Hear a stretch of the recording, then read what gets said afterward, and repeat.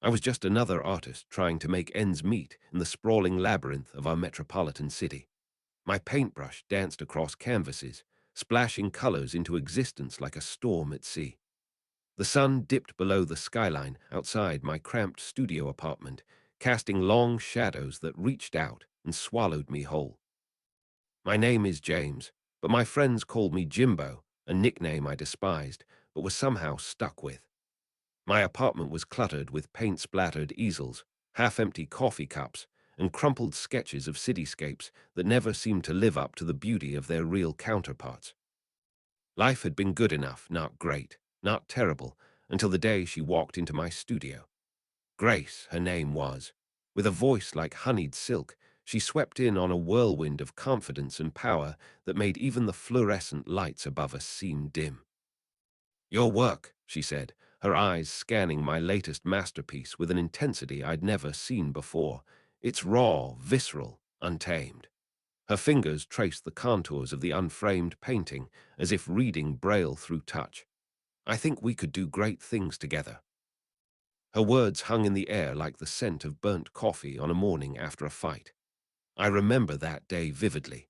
Grace had appeared out of nowhere, disrupting the monotony of my life, and now she stood there telling me we were destined for greatness. Little did I know then, she was more than just another art enthusiast with a silver tongue. She was wielding dark powers, an executive in her own right, with a family legacy that whispered of ancient prophecies and mythical creatures colliding.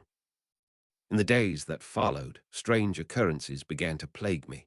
Paints would mix themselves into colors I'd never thought possible, and my hand would move on its own, creating strokes so fluid they seemed alive. Grace would appear unannounced at my studio, her presence drawing something out of me, a power I couldn't explain or control. My family, a loving but interfering bunch, was quick to jump to conclusions. My mother, an artist herself, saw the signs and immediately called our family's dark history to mind. She warned me away from Grace with the passion of someone who'd lost love before, but also knew its intoxicating taste. My father, on the other hand, was more pragmatic.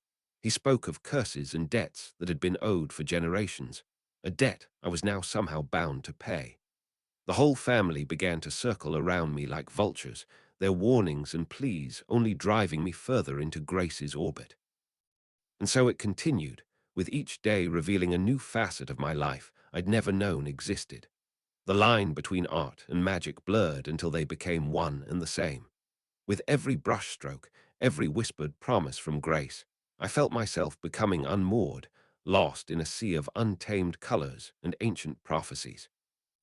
I knew that I had to make a choice, but for now, I was just trying to figure out where the canvas ended and reality began. The first time I realized Grace wasn't like anyone I'd ever met was when she started speaking about art, as if it were a recipe for spells, each color and ingredient to be mixed just so. "We're not just creating something beautiful, James," she said, her eyes gleaming in the dim light of my studio. "We're crafting a bridge between worlds, yours and one that I'm more familiar with." It was as if she'd reached into the swirling vortex of my emotions and plucked out the deepest, most insatiable hunger I harbored, the desire to create something greater than myself. In those days, our collaboration became more intense. We would work late into the night, the city outside seeming to pulse with a newfound rhythm that mirrored our creative frenzy. Our paintings took on a life of their own, swirling with colors so vibrant they seemed alive and shimmering with an otherworldly glow.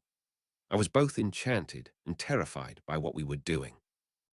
However, the toll this new partnership began taking on my personal life couldn't be ignored any longer. My family's warnings had transformed into outright hostility.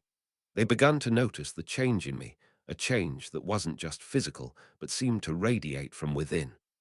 I was no longer the easygoing Jimbo they'd known. I was distant, preoccupied with this mysterious woman and her talk of magic. Then came the night of the argument. We were at my family's small house for dinner, trying to bridge the widening gap between us with forced laughter and half-truths. The tension reached a boiling point when Grace spoke of our destiny in front of everyone. I saw the fear and hurt in their eyes, They didn't understand what was happening any more than I did. "I don't know what you're talking about, Grace," I said, trying to keep my voice even as she looked at me with a mix of confusion and dismay. This, this isn't something I can just share." The room fell silent, the air thick with unspoken accusations and untold secrets. My mother's eyes glistened with tears, but her gaze was fierce, a warning not to let Grace draw me further into whatever dark forces were at play. After dinner, I walked Grace out of my family's house, feeling like I'd just left behind the only life I'd ever known. The city stretched out before us, full of secrets and shadows that now seemed far more inviting than my own family's worried faces. "What happens next?" I asked her, the night swallowing our conversation whole as we stood under a streetlight, casting long shadows across the pavement. Grace turned to me then, her voice soft but filled with an authority that sent shivers down my spine. "You'll see," she whispered, "but first you have to understand what's at stake." And with that, she kissed me, a kiss that felt like the fusion of sun and storm on my canvas, leaving me breathless and wondering if I was stepping into the unknown or falling into the depths of madness. I couldn't shake off the feeling that the line between reality and art had been blurred beyond recognition. What we were creating wasn't just beautiful, it was powerful. And I knew then that no matter how this story ended, my life would never be the same again. The days following that fateful kiss were a whirlwind of emotions and color-soaked nights. Grace and I worked tirelessly, our creations taking on an intensity that felt both exhilarating and terrifying. Our studio had become a sanctuary and a all at once, a place where magic and art blurred into something undefinable. The paintings we created now pulsed with an otherworldly energy, each stroke imbued with an essence I couldn't quite comprehend, but felt nonetheless. Grace would sometimes touch the canvases, her fingers tracing patterns that I could neither see nor feel, and yet they seemed to take on lives of their own. As our art progressed, so did the strange occurrences around us. Paints mixing without my hands on them, colors forming in hues I'd never seen before, even in the depths of my subconscious. It was as if we were tapping into a wellspring of creativity far beyond this world. But with each new piece, I felt myself becoming more detached from reality. The nights spent under flickering streetlights, our lips locked in secrets only known to us, had begun to feel like stolen moments. The argument at my family's house hung over me, an unspoken chasm that widened with every passing day. My parents' warnings still lingered, a bitter taste I couldn't shake. Grace seemed to sense the turmoil brewing within me, and yet she never spoke of it directly. Instead, she pushed me further into our shared world of artistry, urging me to explore its limits, to let go completely, and allow our creations to be vessels for something greater than ourselves. One evening, as we worked late into the night on what would become our most ambitious piece yet, I caught a glimpse of myself in the mirror that hung by my easel. My eyes were dark pools, rimmed with exhaustion, but gleaming with an intensity I didn't recognize. It was as if Grace's kiss had unlocked a deep well within me, and now everything I felt, every joy, every sorrow, every whispered promise between us poured out onto the canvas. It was then that I realized what Grace meant by the art of sacrifice. She wasn't just referring to our creations. She spoke of the part of ourselves we were leaving behind with each stroke, each color. We were becoming vessels for something greater, losing ourselves in the process, but gaining a glimpse into another realm.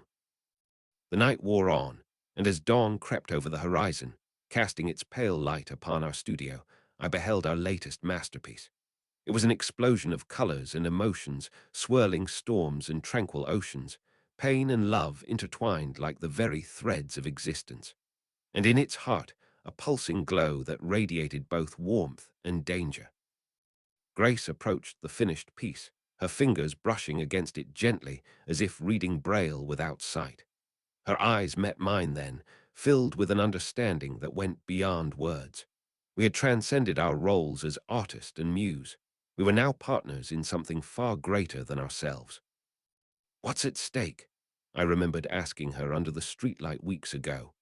Now I knew it wasn't just our sanity or our lives, but the very fabric of reality itself that hung in the balance with every brushstroke. As the first light touched our creation, Grace turned to me and whispered something I'd never forget. The line between art and magic has been crossed. The question now is, what will we do next?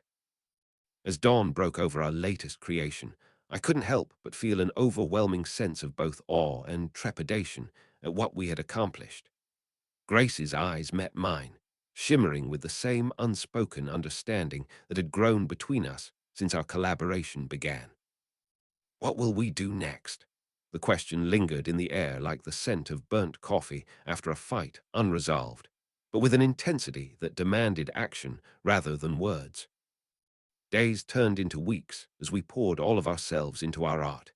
Each painting became more vibrant and alive, colors swirling together in ways I could no longer comprehend or even attempt to replicate on my own. Grace's touch seemed to weave magic through every stroke, and though she never taught me how to do what she did, her presence alone was enough to guide my hand. Meanwhile, the toll our partnership took on my family life grew more pronounced by the day. My parents' warnings turned into pleas for me to return to normalcy, but I could no longer turn back from the edge of the unknown.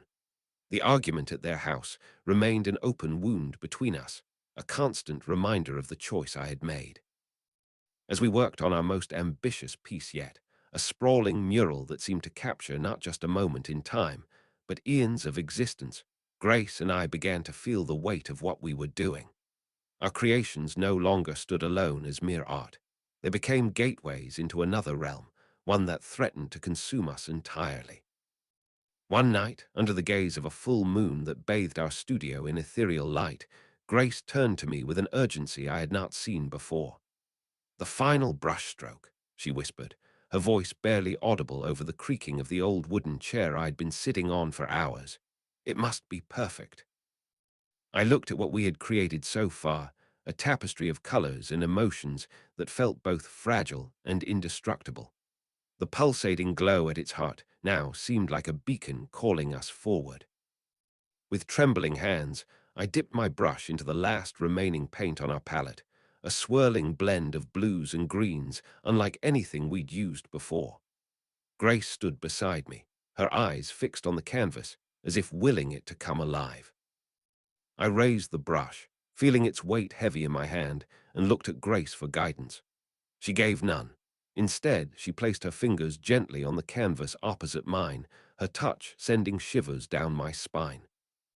In that moment, I realized what our partnership had become, a dance of creation and destruction, love and sacrifice, bound together by something greater than ourselves. With a deep breath, I brought the brush down in one smooth motion. The impact was instantaneous. Colors swirled to life on the canvas, colors we'd never seen before or even imagined. The pulsing glow expanded, bathing us both in its warm radiance as the entire studio seemed to shake beneath our feet. In that single stroke, the line between art and magic had not only been crossed, but merged into a singular, unstoppable force. Our creation was no longer just a painting. It was an entry point, a portal to another realm where worlds collided and reality itself was reshaped. Grace looked at me then, her eyes shimmering with tears of joy and relief. We both knew what we had done.